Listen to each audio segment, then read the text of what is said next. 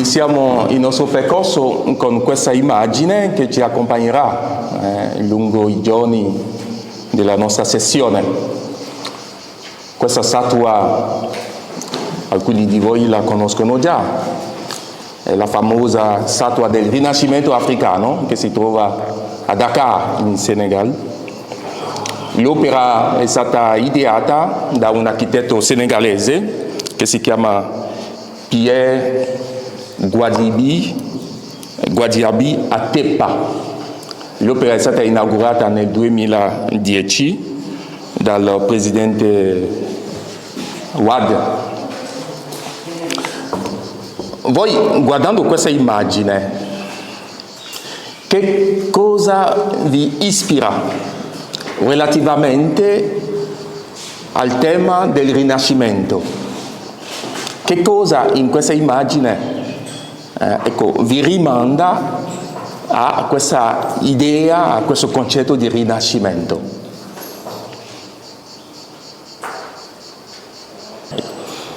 Anche io ho individuato questi tratti, innanzitutto lo slancio vitale che promana dai personaggi, vedete questo vigore anche del corpo che esprime una certa dinamicità,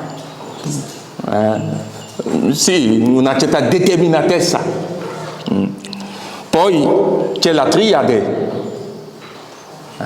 madre, padre, figlio, che è la triade africana classica. Avremo modo di parlare un po' del patrimonio africano classico. Quindi questa triade della madre, del padre e del figlio è una triade che rimanda per esempio alla triade Iside, Osiride e Heru.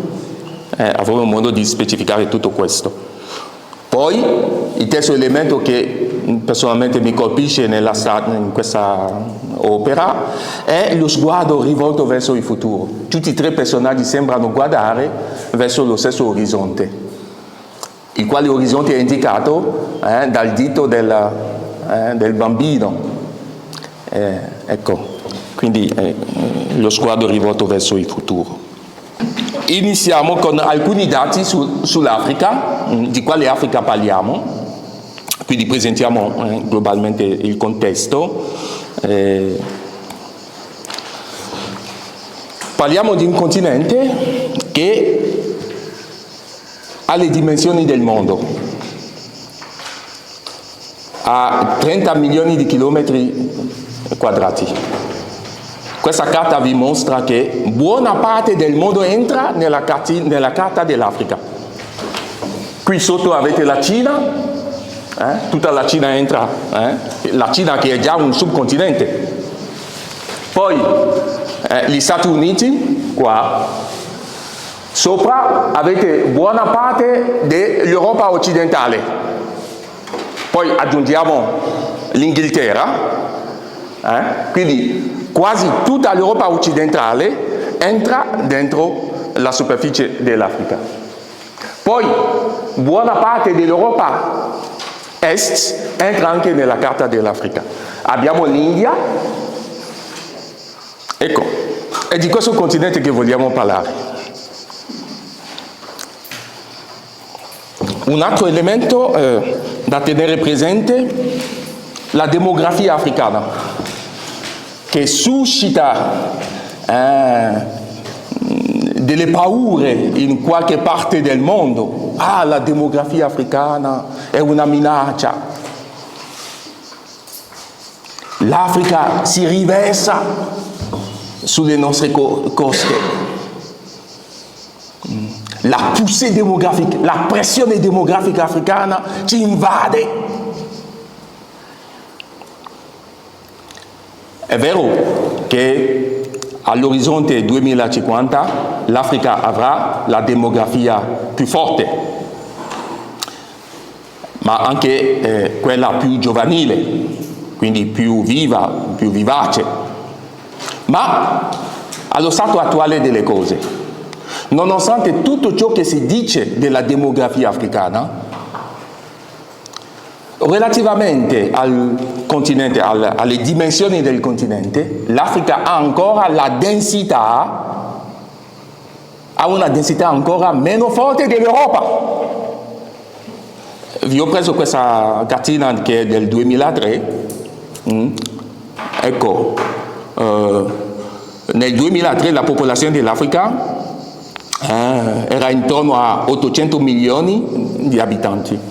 Vedete la densità, 28 abitanti per chilometro quadrato, 28, comparativamente all'Asia che ha 120 abitanti, comparativamente all'Europa, la Russia compresa, che ha 32 abitanti per chilometro quadrato.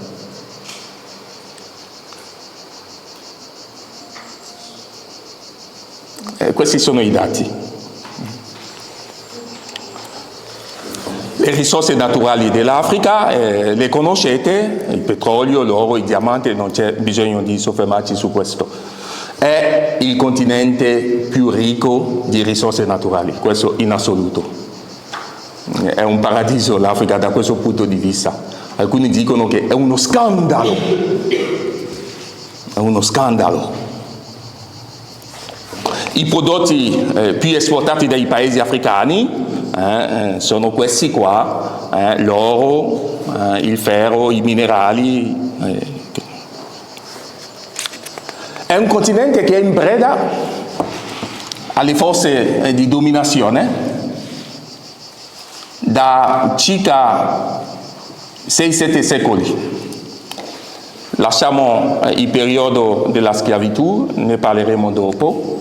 Prendiamo solo il periodo coloniale, la conferenza di Berlino, 1884-1885, la quale conferenza fa una spartizione coloniale dell'Africa e vedete questa mappa, che è la mappa coloniale dell'Africa, come le potenze coloniali si sono divise l'Africa. L'Africa rimane ancora oggi il teatro di lotte geopolitiche.